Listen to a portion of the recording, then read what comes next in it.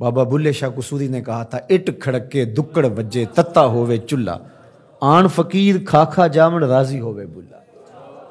تو آپ کے گھر میں جو کھانا پکتا ہے، ایک آدمی کا زیادہ کھانا پک جائے، کسی مفلوق الحال تک پہنچا دیں عزت نفس کے ساتھ، دعوت کی شکل کے اندر غربا کو اپنے گھروں میں دعوت دیں۔ آج کل یہ فیشن بن گیا عمراء کی دعوت کرنے کا، غربا کی بھی دعوت کریں، عزت سے بٹھائیں، اچھے دسترخوان پہ ان کو کھانا کھلائیں، ان کو تکریم دیں، ان کو عزت دیں، اپنے ارد گرد ماحول میں دیکھیں۔ میں نے یہاں بھی کہا ہوا ہے، پھر کہتا ہوں کہ ہماری ہمسائیگی میں، ہمارے قرب و جوار میں اگر کوئی ضرورت مند ہو تو مرکز اس کے لیے حاضر ہے، یہ اس کا اپنا گھر ہے، تینوں وقت کا کھانا دستیاب ہوگا۔ اور ہم بڑھ رہے ہیں اب اس کام کی طرف کہ ہم ملک کے طول و عرض کے اندر اور پوری دنیا کے اوپر انسانی فلاح کے لیے کام کے حجم کو بڑھائیں گے انشاءاللہ۔ پہلے بھی اللہ کی توفیق سے ہم مختلف جگہوں پہ روہنگیا میں کام کر رہے ہیں، کوک بازار میں کام کر رہے ہیں، اردن میں کام کر رہے ہیں، فلسطین میں کام کر رہے ہیں۔ اللہ نے ہمیں توفیق نصیب فرمائی، ہم گزشتہ 3-4 سالوں سے ارض شام میں، سیریا میں کام کر رہے ہیں۔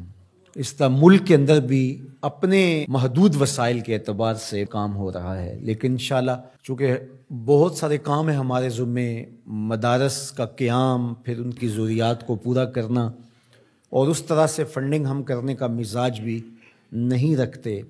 ہمارا خیال ہے کہ اس کو ایک اچھے ڈیسنٹ طریقے سے لوگوں کو ترغیب دے اور لوگ ہمارے ساتھ کھڑے ہوں،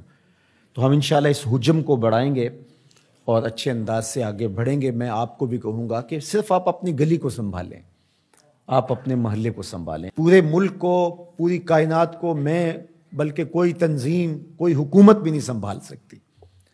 جب جذبہ احساس بیدار ہوگا، جو سب سے ضروری کام ہے جو ہم نے کرنا ہے، تو پھر خود بخود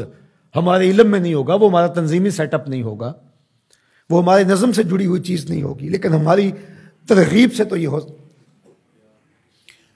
تو اس طرح لوگوں کے دکھ بانٹیں،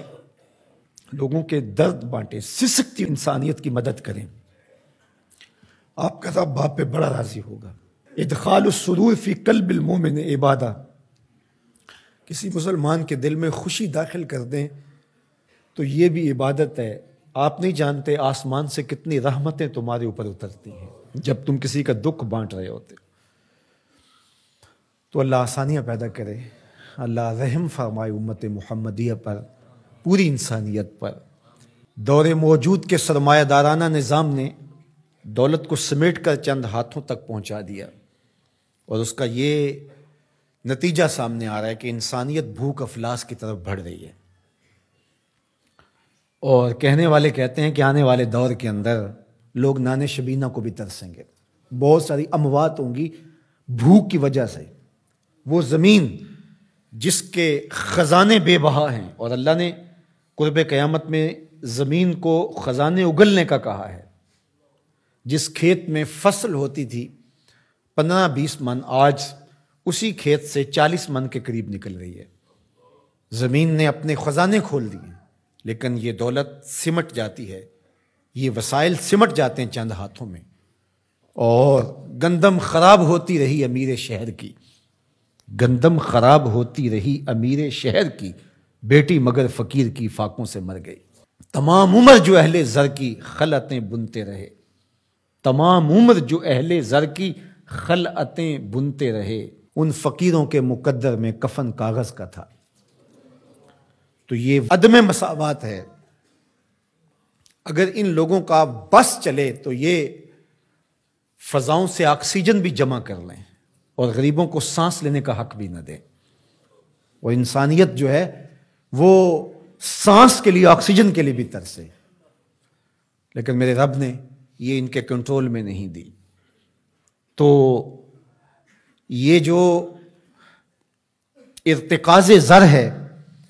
یہ قوموں کے لیے بربادی کا سبب و ذریعہ ہوتا ہے، اور یہ سرمایہ دارانہ نظام جو گزشتہ